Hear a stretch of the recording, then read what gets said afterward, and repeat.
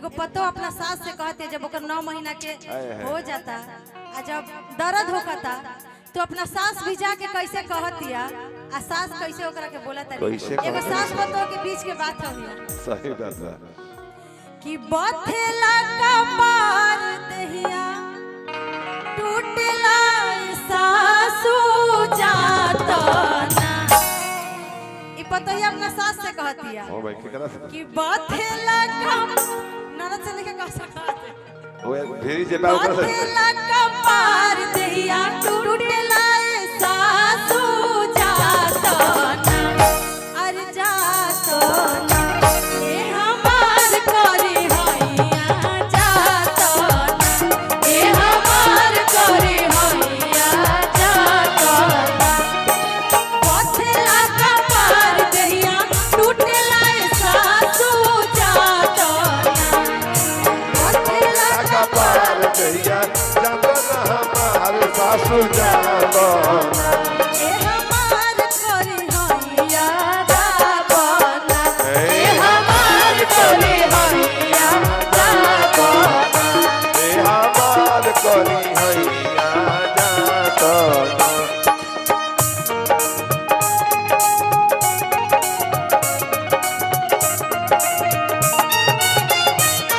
नाती बबुआ के खेलावत हो नाती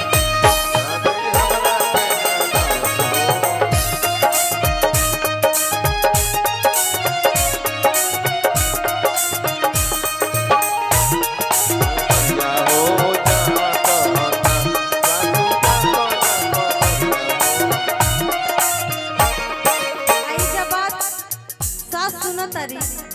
तो सास कहतरी कि आज हमार याद आइला हां जो जब बेटा के लेके केवाड़ी बंद कइली हां तब याद ना आइला एकरा पहले एको दिन खोजला ही न तबे सास कहतरी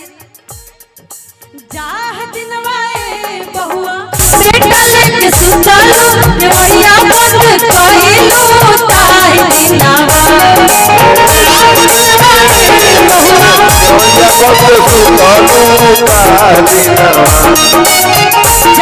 बहुआ बेटा लेके सुतलो देवरिया बंद कइलो ताई दिनवा अरे ताई दिनवा हमके काहे ना बोलावलू ताई दिनवा हमके काहे ना बोलावलू ताई दिनवा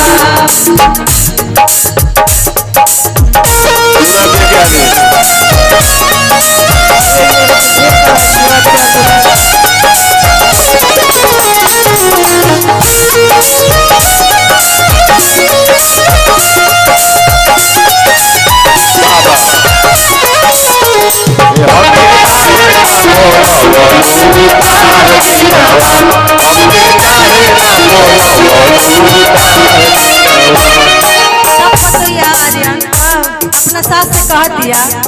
का कहतिया हो ओह दिनवाए सासू हम कहतरी का कहतरी ओह दिनवाए सासू हंसत रखिया कइले बिहसत रखिया कइले ना जाना ओह दिनवाए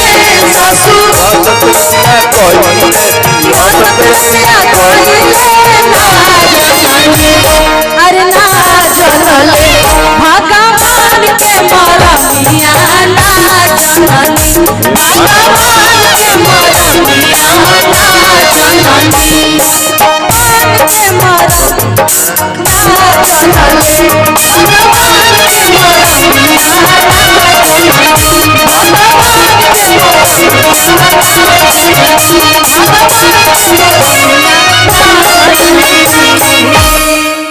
लेकिन कहे कि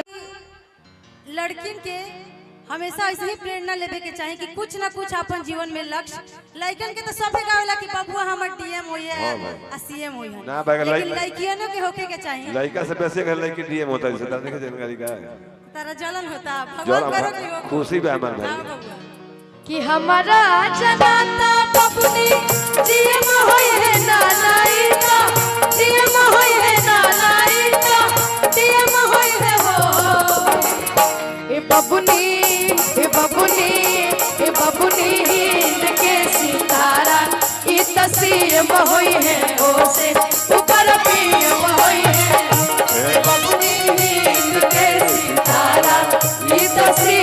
होई है हो से ऊपर पीएम होई है हो।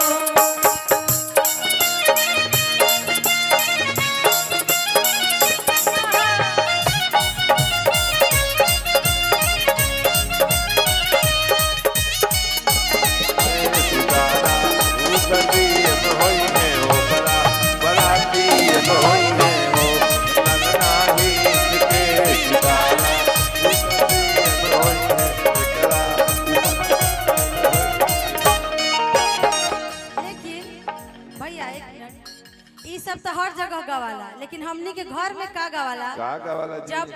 हमनी के घर के माई बहन लोग